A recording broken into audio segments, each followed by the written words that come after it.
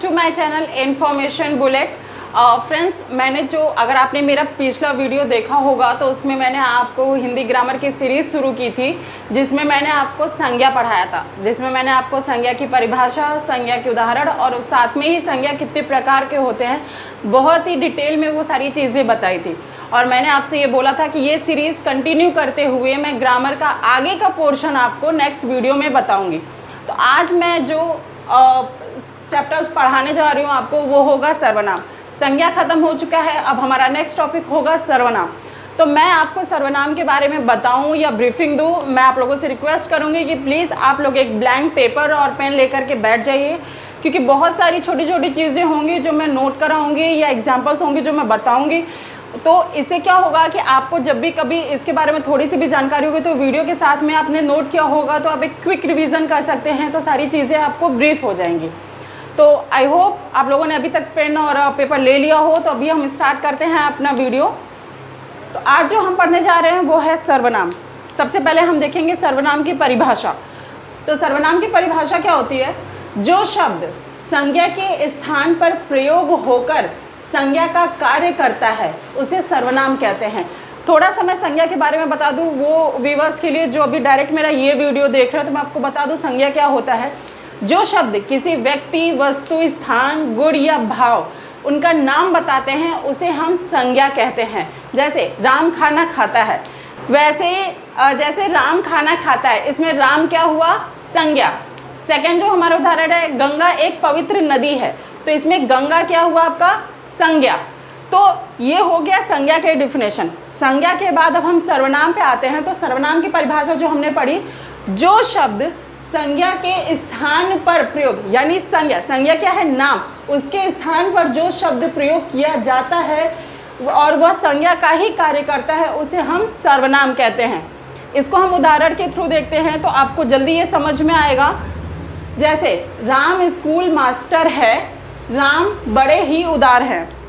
इस एग्जाम्पल में अगर आप देखेंगे तो राम स्कूल मास्टर है, इसमें राम क्या हुआ? संज्ञा। सेकेंड है आपका राम बड़े ही उदार हैं। उसी लाइन को आगे करते हुए अगेन हमने राम का नाम इंडिकेट किया है, तो राम का फिर से हमने संज्ञा का उपयोग किया है। इसे अगर हमें सर्वनाम में बदलना हो तो हम कैसे बदलेंगे?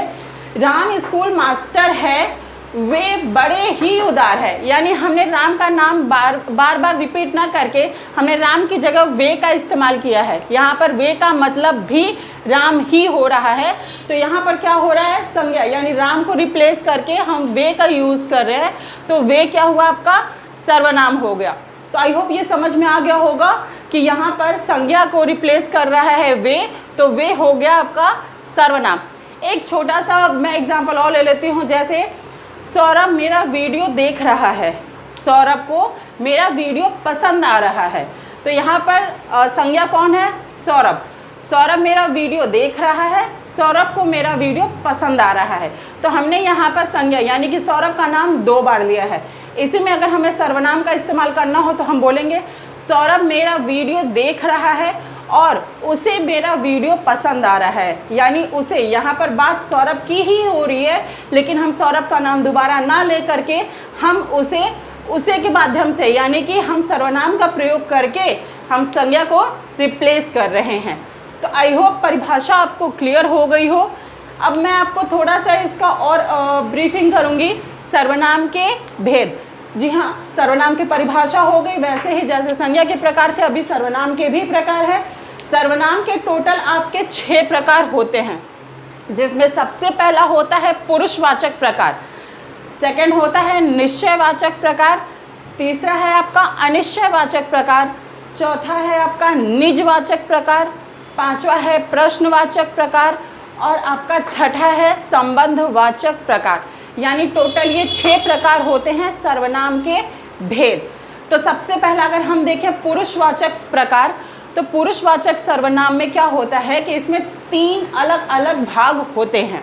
जी हाँ, इन 6 भाग में पहला जो भाग होता है पुरुषवाचक, इसमें 3 अलग अलग भाग होते हैं, जिसमें सबसे पहला आपका होता है उत्तम पुरुष, दूसरा होता है आपका मध्यम पुरुष और तीसरा होता है आपका अन्य पुरुष।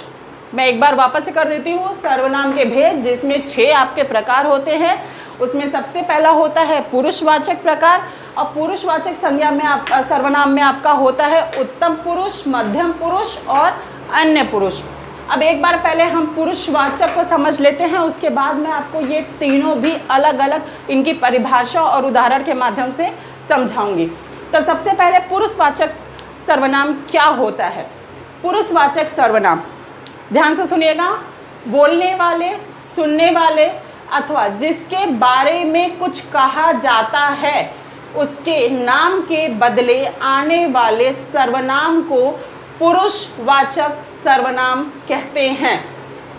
तो परिभाषा के अनुसार जो बोलने वाले, सुनने अथवा जिसके बारे में अगर हम कुछ कहते हैं उसके नाम के बदले अगर हमको जो शब्द का यूज़ करते हैं या जो शब्द का प्रयोग करते हैं उसे हम पुरुषवाचक सर्वनाम कहते हैं।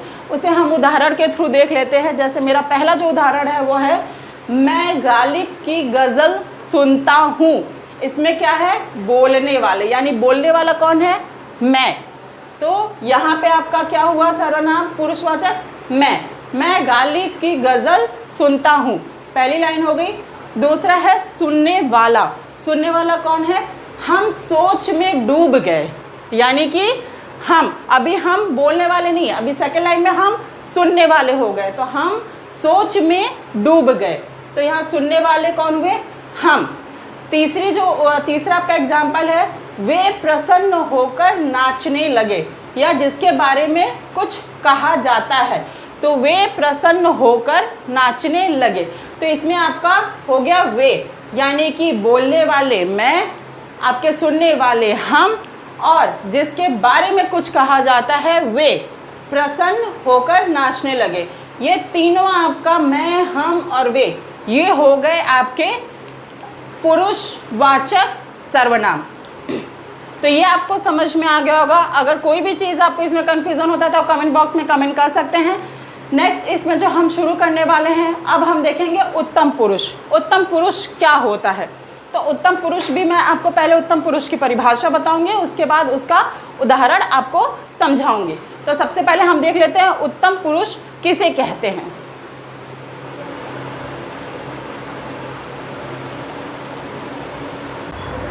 ओके, तो हम देखते हैं अभी उत्तम पुरुष के बारे में। जैसा कि मैंने आपको प्रकार बता दिया, पुरुषवाचक में 3 प्रकार होते हैं, उत्तम, मध्यम और अन्य। और अभी जो हम पढ़ने जा रहे हैं वो है उत्तम पुरुष। तो उत्तम पुरुष क्या होता है उसकी परिभाषा पहले हम देख लेते हैं। बोलने वाला व्यक्ति अपने नाम के बदले जिस सर्वनाम का प्रयोग करता है उसे उत्तम पुरुष कहते हैं। यानी कि बोलने वाला व्यक्ति अपने नाम के जगह जिस सर्वनाम का यूज़ करता है, मतलब जैसे अगर मैं कुछ बोल रही हूँ तो मैं ये नहीं बोलूँगी कि अपना नाम लेकर के मैं नहीं बताऊंगी कि हम अब मेरा नाम लेंगे, जैसे आपका नाम राम है तो राम खाना खा चुका है, या फिर राम को ये करना पसंद है। हम अपने लिए ये नाम इंडिकेट नहीं करते हैं। जैसे कि एग्जांपल देखते हैं, मैंने दोनों पत्र फाड़कर फेंक दिए, तो मैं ये नहीं बोलूँगी कि मेरा नाम अगर राम है तो मैं नहीं बोलूँगी कि राम ने पत्र फाड़ कर फेंक दिए, मैं ये बोलूँगी मैंने दोनों पत्र फाड़कर फेंक दिए। दूसरा एग्जाम्पल, मुझे क्रोध आ गया। तीसरा एग्जाम्पल, भारत मेरा देश है। यहाँ पे बार बार मैं इंडिकेट कर रही हूँ खुद को, यानी मेरा, मुझे, मैंने, यहाँ पर मैं अपने आप को कर रही हूँ। तो अपने नाम की जगह मैं किस शब्द का यूज़ कर रही हूँ, मैंने, मेरा, मुझे। तो यहाँ पर ये जो शब्द हो गए जिसका बोलने वाला व्यक्ति अपने नाम के बदले जिस सर्वनाम, तो यहाँ पे सर्वनाम क्या हुआ आपका, मैंने, मुझे, मेरा। तो मैं क्या कर रही हूँ, अपने नाम की जगह इन शब्दों का प्रयोग कर रही हूँ। तो ये जो आपके शब्द हैं वो हो गए आपके उत्तम पुरुष। तो ये ध्यान से आप इसको नोट कर लीजिएगा। तो पहले शब्द में है मैंने, दूसरे में है मुझे और तीसरे में है मेरा। यानी कि ये मैंने, मुझे, मेरा क्या हो गए, आपके हो गए पहला उत्तम पुरुष। सेकंड जो हमारा एग्जाम्पल है वो है मध्यम पुरुष। तो पहला प्रकार हो गया उत्तम पुरुष, दूसरा है मध्यम पुरुष। तो मैं अभी आपको एग्जाम्पल जो उदाहरण के साथ समझाऊंगी वो होगा मध्यम पुरुष। तो पहले मैं डिफिनेशन लिख लेती हूँ, फिर मैं आपको उसके बारे में एक्सप्लेन करती हूँ। तो दूसरा है हमारा मध्यम। तो नेक्स्ट हमारा जो है वो है आपका मध्यम पुरुष। इसकी परिभाषा मैं एक बार आपको देख लेती हूँ, उसके बाद मैं आपको थोड़ा सा इसकी ब्रीफिंग कर दूंगी। जिस सर्वनाम का प्रयोग सुनने वाले व्यक्ति के लिए किया जाता है उसे मध्यम पुरुष कहते हैं।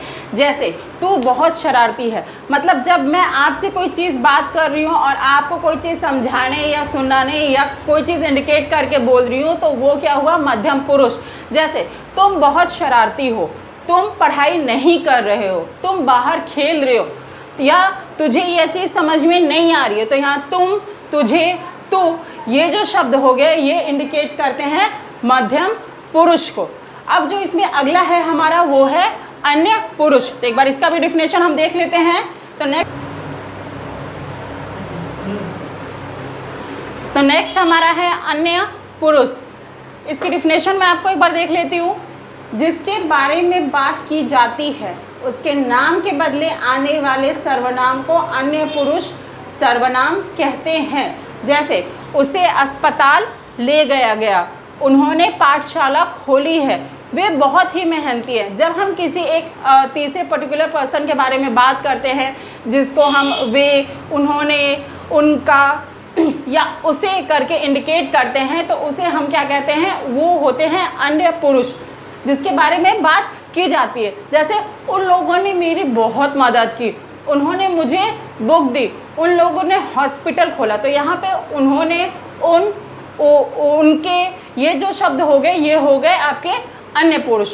तो अभी तक हमने क्या देखा, सर्वनाम के भेद, सर्वनाम की परिभाषा, जिसमें पुरुषवाचक में हमने 3 देखा, उत्तम, मध्यम और अन्य पुरुष। अब जो हमारा है वो सर्वनाम का दूसरा प्रकार होगा।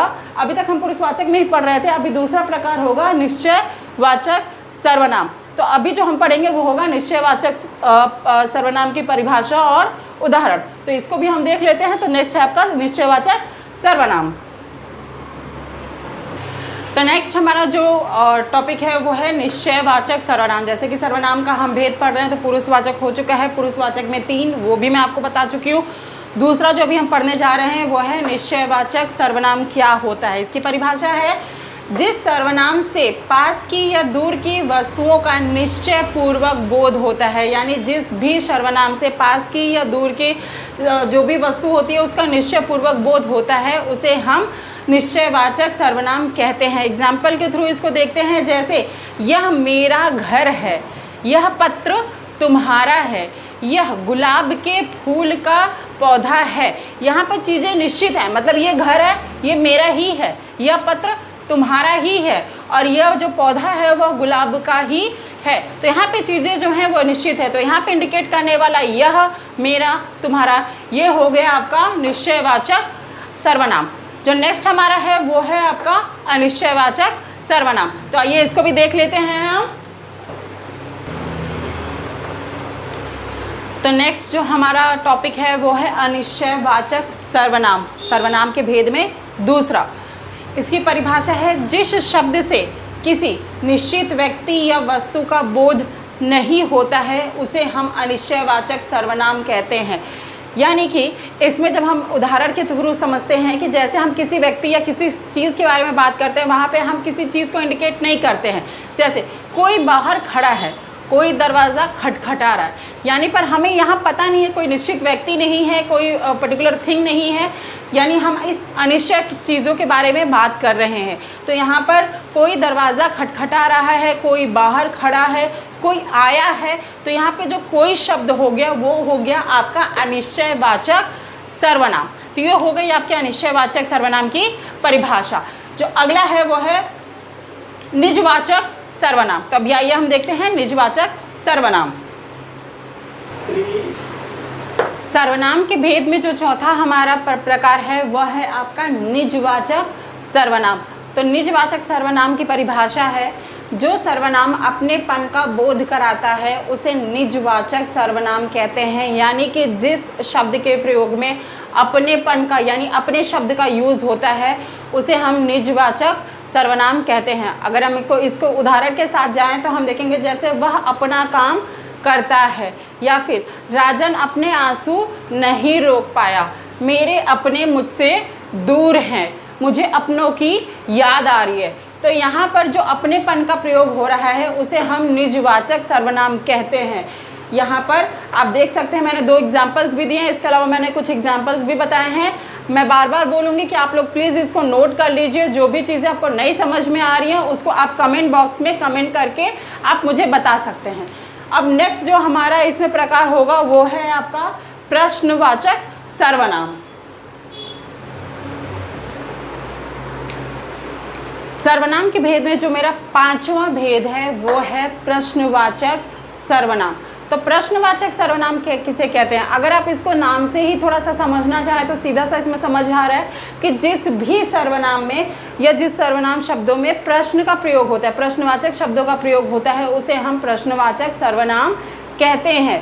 प्रश्न मतलब जैसे कोई कुछ पूछता है, वहाँ पर कौन खड़ा है, क्या तुमने मेरी बुक ली है, क्या तुम्हें पता है, क्या कोई वहाँ गया है, तुम कौन हो। तो तुम कौन, क्यों, कैसे, कहाँ, किस लिए, ये जो शब्द होते हैं ये होता है आपका प्रश्नवाचक सर्वनाम। परिभाषा आप देख सकते हैं, जिस सर्वनाम शब्दों का प्रयोग प्रश्न पूछने के लिए किया जाता है उसे हम प्रश्नवाचक सर्वनाम कहते हैं। उदाहरण भी मैंने लिखा हुआ है, तुम्हारे पास क्या है या वहाँ कौन है। तो यहाँ पर क्या और कौन आपके प्रश्नवाचक सर्वनाम कहे जाएंगे। इसका जो लास्ट है अब वह है संबंधवाचक सर्वनाम। तो नेक्स्ट हम देखेंगे संबंधवाचक सर्वनाम। तो सर्वनाम में हमारा अब जो आखिरी भेद है वो है आपका संबंधवाचक सर्वनाम। संबंधवाचक सर्वनाम क्या होता है, यह भी नाम से ही अगर आप समझना चाहें तो संबंधवाचक यानी जो दो शब्दों के बीच में संबंध बताता है उसे हम कहते हैं संबंधवाचक सर्वनाम। जैसे जो सर्वनाम शब्द एक दूसरे के साथ संबंध बताते हैं उसे हम संबंधवाचक सर्वनाम कहते हैं। जैसे एग्जांपल से देखें, जैसा देश वैसा भेष, यानी कि इसमें जैसा देश, जैसा और वैसा ये हो गए आपके संबंधवाचक। दूसरे में है जो चाहिए सो लीजिए, तो जो और सो ये आपका क्या है, ये दोनों शब्द आपस में संबंध बता रहे हैं। एक बहुत ही फेमस डायलॉग है, आपने भी सुना होगा, जैसी करनी वैसी भरनी। तो इसमें जैसी और वैसी ये दोनों शब्द क्या कर रहे हैं, एक दूसरे का संबंध बता रहे हैं। तो इस ये हो गया आपका संबंधवाचक सर्वनाम। तो उम्मीद है कि आज मैंने जो भी आपको सर्वनाम की परिभाषा, सर्वनाम के प्रकार समझाए हैं वो आपको समझ में आ गए होंगे, आप लोगों ने नोट कर लिया होगा। अगर इससे जुड़े हुए कोई भी आपको अभी तक में अगर कुछ प्रॉब्लम है, कोई चीज़ें कन्फ्यूज़न है जो नहीं समझ आ रहा है, तो आप कमेंट बॉक्स में कमेंट कर सकते हैं। अभी आज तक की आज वीडियो में इतना ही। ये वीडियो थोड़ी सी लंबी हो गई है लेकिन ये ज़रूरी था, क्योंकि अगर मैं भेद अगर आपको अच्छे से नहीं डिस्क्राइब करती तो शायद चीज़ें थोड़ी सी मैसअप हो जाती, इसलिए अभी की वीडियो में बस इतना ही।